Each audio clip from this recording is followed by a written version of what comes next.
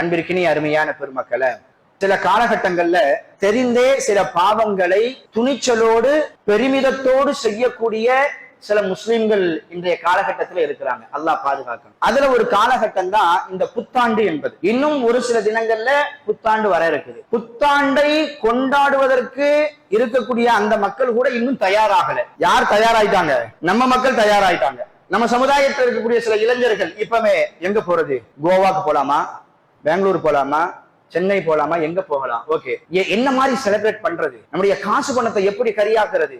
சில ஆயிரங்களுக்கு வெடிகளை வாங்கலாமா, சில ஆயிரங்களுக்கு ஆடைகளை வாங்கலாமா, அல்லது அல்லாஹ் தடுத்த தகாத பெண்ணோடு நாம் எங்கே செல்லலாம், எப்படி செல்லலாம், எப்படி இந்த புத்தாண்டை கழிக்கலாம் அப்படின்ற மாதிரி இப்பவுமே பிளான் பண்ண ஆரம்பிச்சுட்டாங்க. புத்தாண்டு என்பது நமக்குரியதல்ல.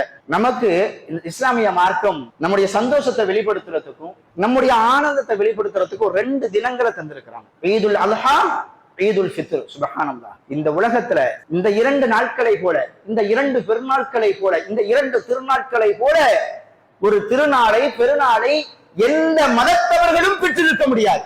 அவ்வளவு உயர்வான, அவ்வளவு கண்ணியமான, அவ்வளவு மனிதாபிமானமான ஒரு பெருநாட்கள் இந்த 2 பெருநாட்கள். மற்றவர்களை காயப்படுத்தி, மற்றவர்களை துன்புறுத்தி அதுல இன்பம் பெறுவதல்ல பெருநாள் திருநாள் என்பது. தானும் சந்தோஷமாக இருந்து தன்னை சார்ந்தவர்களையும் சந்தோஷப்படுத்துவார்களே, அதுதான் பெருநாள். ஈதுல் ஃபித்ரை எடுத்துக்கங்க. சுப்ஹானல்லாஹ். ஈதுல் அல்ஹாவை எடுத்துக்கங்க. ரசூல் ஸல்லல்லாஹு அலைஹி வஸல்லம் சொல்லுவாங்க, உன்னை சார்ந்தவர்கள் பசியோடு இருக்கும் பொழுது நீ மட்டும் வயிறு நிரம்ப உண்ணாதே, உன்னுடைய பொருளிலிருந்து ஒரு பகுதியை உன்னை சார்ந்தவர்களுக்கு கொடு, அதுதான் பெருநாள் என்று சொன்னார்கள். இன்னைக்கு சில தவறாக நினைக்க வேண்டாம். இஸ்லாம் அல்லாத கொள்கையில் இருக்கக்கூடிய சகோதரர்கள் தவறாக நினைக்க வேண்டாம். உங்களுடைய பண்டிகைகளை நீங்கள் தாராளமாக கொண்டாடுங்கள். அதுல எந்த ஒரு விமர்சனத்தையும் யாருமே சொல்லக்கூடாது. அதே சமயத்துல தன்னுடைய சந்தோஷத்திற்காக வேண்டி மற்றவர்களை துன்புறுத்தாதீங்க அப்படின்னு தான் நம்ம சொல்றோம். உதாரணத்துக்கு சொல்லணும்னா, இன்னைக்கு இந்த புத்தாண்டு வருது பாருங்க. மற்ற நாட்களை விட இந்த புத்தாண்டு இரவுகள்ல மது வியாபாரம் எவ்வளவு நடக்கும் நீங்க நினைக்கிறீங்க? ரொம்ப மனசுக்கு ரொம்ப வேதனையான ஒரு விஷயம். குடிக்காதவர்களையும் கூட குடிக்க வைக்கக்கூடிய ஒரு நாளாக இந்த நாள் மாத்திருதுங்க. எந்த கல்ச்சர், எந்த கலாச்சாரம் இந்த மானுடத்தை சீரழிக்குமோ அப்படிப்பட்ட விபச்சாரத்தை ஊக்குவிக்கக்கூடிய சில இடங்கள் அன்றைய தினத்தில் நடைபெறும். சில பகுதியை சொல்லணும்னு நினைக்கிறேன், மனசு வர மாட்டேங்குது. அந்த பகுதிக்கெல்லாம் நம்ம போனோம் அப்படின்னா அந்த புத்தாண்டு அந்த இரவை முன்னிட்டு சொல்லத்தகாத சில விஷயங்கள் எல்லாம் நடைபெற்று வருகிறது. இதுவா ஒரு புத்தாண்டாக இருக்க முடியும்? இந்த மாதிரி ஒரு நாளை ஒரு இஸ்லாமியன் கொண்டாடலாமா? எல்லா விதமான பாவத்தையும் அரங்கேற செய்யக்கூடும். சில இடங்களுக்கு போனோம் அப்படின்னா உயிருக்கு உத்தரவாதம் கிடையாது. நாளைக்கு புத்தாண்டு பிறகுதான் இன்னைக்கு பைக் எடுத்துட்டு மலக்கு மௌத்த பின்னாடியே வச்சுட்டு ஓட்டிட்டு போவாங்க. அவ்வளவு கொடூரமான ஒரு விஷயங்கள் நடைபெறுது. வான வேடிக்கைகள், பட்டாசுகள், வெடி சத்தங்கள், எவ்வளவு பறவைகளுக்கு மிகப்பெரிய ஒரு பாதிப்பு, அதை விட மனிதர்களுக்கு எவ்வளவு பெரிய பாதிப்பு ஏற்படும். இன்னும் இந்த புத்தாண்டை முன்னிட்டு நடைபெறக்கூடிய விஷயங்களை எல்லாம் நம்ம பட்டியல் போட்டோம் அப்படின்னா அதுல ஒரு நன்மை கூட, ஒரு நன்மை, ஒரு சிறிதளவு ஒரு நன்மை கூட இருக்காது. ஆனா அப்படிப்பட்ட அந்த புத்தாண்டை ஒரு இஸ்லாமியனாக இருந்து கொண்டு நம்ம எப்படி வரவேற்க முடியும், எப்படி கொண்டாட முடியும்? ரசூலுல்லாஹ் சொன்ன இந்த ஹதீஸை மட்டும் ஞாபகத்தை வச்சுக்க வேண்டியதான். மன் தஷப்பஹ பிகௌமின் ஃபஹுவ மின்ஹும். யார் பிரமத கலாச்சாரத்தை பின்பற்றுவாரோ அவரும் அவரை சார்ந்தவரே. இந்த புத்தாண்டை யார் கொண்டாடுவாங்க?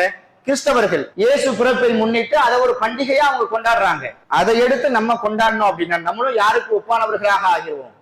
இந்த எச்சரிக்கையை மனசுல பதிய வச்சுக்கிட்டு இஸ்லாம் நமக்கு தந்த அதே சமயத்துல இந்த இங்கிலீஷ் புத்தாண்டை தான் கொண்டாடக்கூடாது, அப்ப இஸ்லாமிய புத்தாண்டை கொண்டாடலாம். எந்த புத்தாண்டையும் கொண்டாடக்கூடாது. முஹர்ரம், சஃபர், முஹர்ரம் வருது பாருங்க, இஸ்லாமிய புத்தாண்டு, அதுவும் கொண்டாடுவதற்குண்டான நாள். இன்னும் சொல்ல போனா அறிவுபூர்வமா சிந்திச்சு பார்த்து வைங்களேன். அந்த நாள்ல நம்ம சந்தோஷத்தை வெளிப்படுத்தணுமா அல்லது துக்கத்தை வெளிப்படுத்தணுமா? பாக்கெட்ல ஒரு 1 லட்சம் ரூபாய் இருக்குது.